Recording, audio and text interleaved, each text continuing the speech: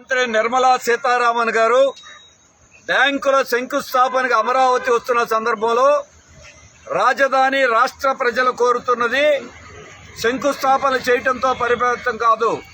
10 ఏళ్ల క్రితం బ్యాంకులకి కేంద్ర ప్రభుత్వ కార్యాలయాలకి స్థలాలు ఇస్తే 10 ఏళ్ల తర్వాత శంకుస్థాపన చేస్తున్నారు.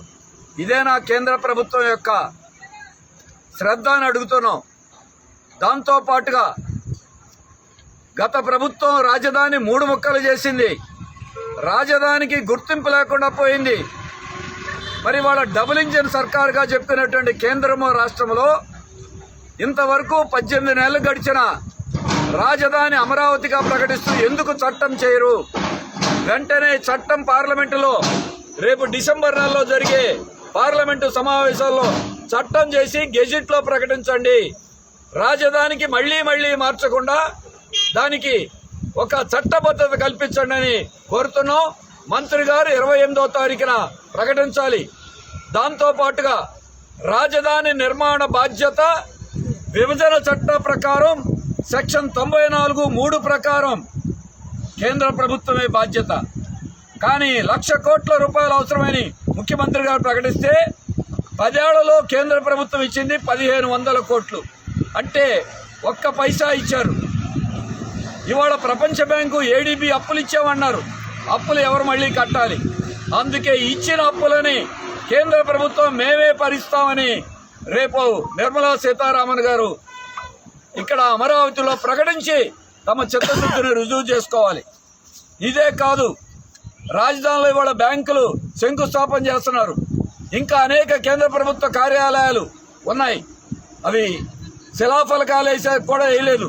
కానీ ఆ నిర్మాణాలు ప్రారంభించి రాజధాని ఈ ప్రాంత ప్రజలకి ఉపాధి చూపించడానికి ఉద్యోగాలు ఇచ్చేటువంటి సంస్థలను ఏర్పాటు చేయాలని మేము కోరుతున్నాం.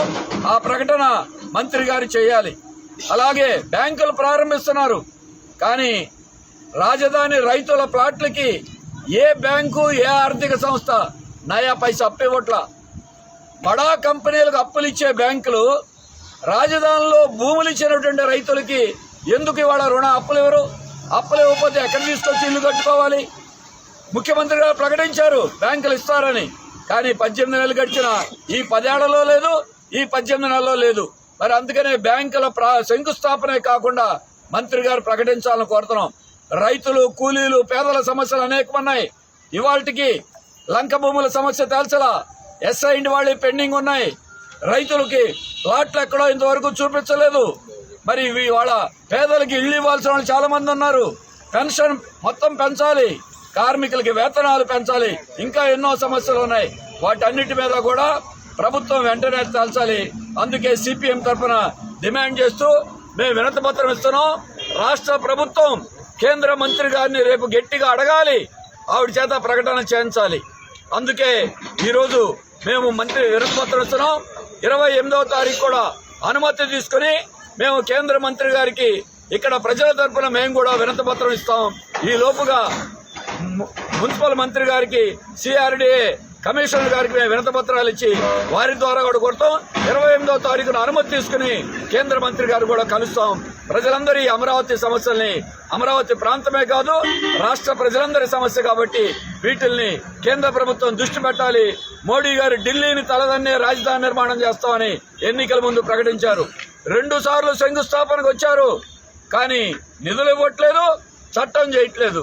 మరి ఒట్టి మాటల వల్ల ఉపయోగం ఏముంది? అందుకనే పరిష్కరించాలని సిపిఎం తరఫున డిమాండ్ చేస్తారు.